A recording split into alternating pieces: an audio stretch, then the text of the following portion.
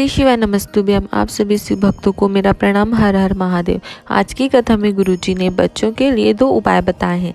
साथ ही गुरुजी ने बताया कि रुद्राक्ष महोत्सव में किस दिन से डॉक्टर की रिपोर्ट देखकर रुद्राक्ष नहीं मिलेगा, रुद्राक्ष वितरण किस दिन से पूरा बंद हो जाएगा। इसके अलावा गुरुजी ने आज के दूसरे दिन के श्री आशुतोष शिव महापुराण कथा में बहुत सारी विशेष जानकारियाँ और उपाय बताए, जिनका वर्णन आज हम आपको इस वीडियो में करेंगे।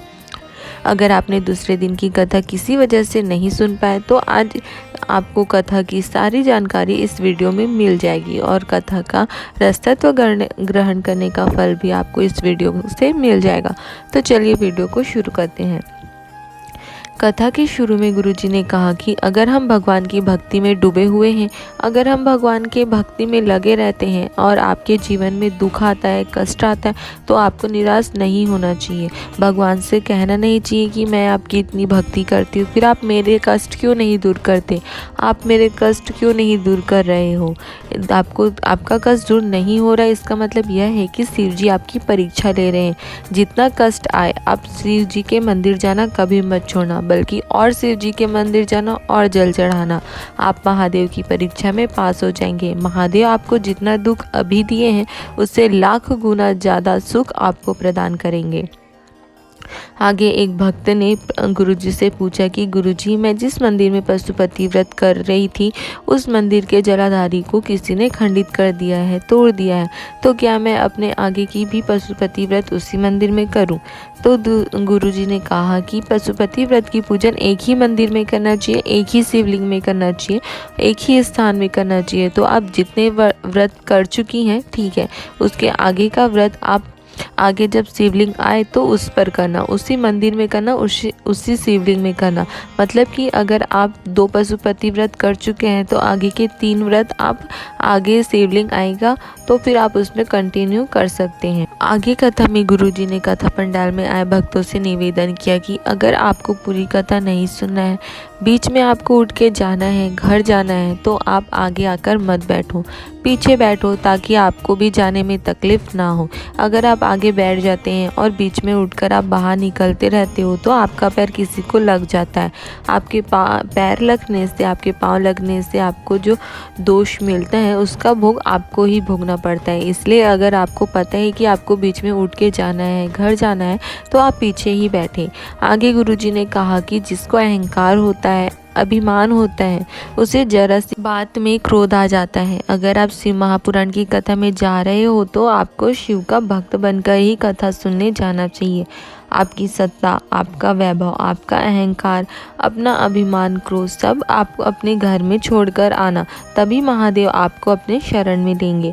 आगे गुरुजी ने कहा कि हम एक लोटा जल शिव जी पर चढ़ाते हैं तो हमें यह समझना चाहिए कि हमारी बात महादेव सुन रही हैं। आगे एक भक्त ने अपने पत्र में बताया कि उनके पहचान में करीब 250 लोग ऐसे थे जो शिव के मंदिर नहीं जाते थे तथा सनातन धर्म को छोड़कर दूसरे धर्म में प्रवेश करने जा रहे थे तथा कुछ जा भी चुके थे। उन्होंने बताया कि गुरुजी, मैंने एक बार उन लोगों को शिव मंदिर लेकर गई और उन्हें 1 लोटा जल चढ़वाया। अब वे भी शिव भक्ति में डूब गए हैं। 1 लोटा जल ने उन्हें भी नास्तिक से आस्तिक बना दिया है। आगे गुरुजी ने कहा कि जब आप अपने घर के बच्चे को शिव जी पर 1 लोटा जल चढ़ाने को भेजते हैं तो उसका क्या फल होता है। गुरुजी ने बताया कि जिस घर के बच्चे रोज मंदिर जाते हैं, शिवलिंग पर जल चढ़ाते हैं, उसका चरणामृत पीते हैं, तो फिर वे हमेशा मेरे महादेव में ही लीन हो जाती हैं। फिर वो कभी भी गलत रास्ते में नहीं जाते, मदिरा, गुटखा, व्यसन, गलत जगहों पर नहीं जाते। महादेव उन्हें सही मार्गदर्शन प्रदान करते हैं। इसलिए आज से आप भी अपने बच्चे को रोज शिव जी के पर 1 लोटा जल चढ़ाने के लिए कहना, ताकि महादेव उन्हें भी सही मार्गदर्शन प्रदान करें और वे भी अपने जीवन में बहुत आगे बढ़े, बहुत तरक्की करें। आगे गुरुजी ने कहा कि जिस घर के बच्चे अगरबत्ती या धूप बत्ती मंदिर में जाकर या अपने घर में ही लगाते हैं, प्रज्वलित करते हैं, तो उस घर के बच्चे कभी बीड़ी, सिगरेट को हाथ नहीं लगाते। यही प्रभाव होता है बच्चों को शिव की भक्ति में, भगवान की भक्ति में लगाने से। गुरुजी ने कहा, जब आप ब्रह्म मुहूर्त में या 6 बजे 7 बजे सुबह उठते ही स्नान करके शिव जी पर जल चढ़ाकर अपने दिन की शुरुआत करते हैं तो शिव जी का आशीर्वाद आपके ऊपर पूरा दिन बना रहता है और आप जो भी कार्य करते हैं वह महादेव के आशीर्वाद से सफल ही होता है। आपको हर चीज़ में सफलता ही प्राप्त होती है। आगे गुरुजी ने विद्यार्थियों के लिए कहा कि अगर आप किसी एग्ज़ाम के लिए बहुत पढ़ रहे हो, बहुत ज़्यादा पढ़ रहे हो, लेकिन आपको आपकी मेहनत के अनुसार उसका फल नहीं मिल रहा है, आप बार बार थोड़े से अंकों के लिए या थोड़े से चीज़ों के लिए चूक जा रहे हैं, तो आपको महादेव के मंदिर में जाकर 1 लोटा जल जरूर चढ़ाना चाहिए और महादेव से निवेदन करना चाहिए कि महादेव, मैं मेहनत तो बहुत खूब कर रहा हूँ लेकिन मुझे उसका फल नहीं मिल रहा है, आप प्लीज़ मेरी मेहनत का फल मुझे दे दो।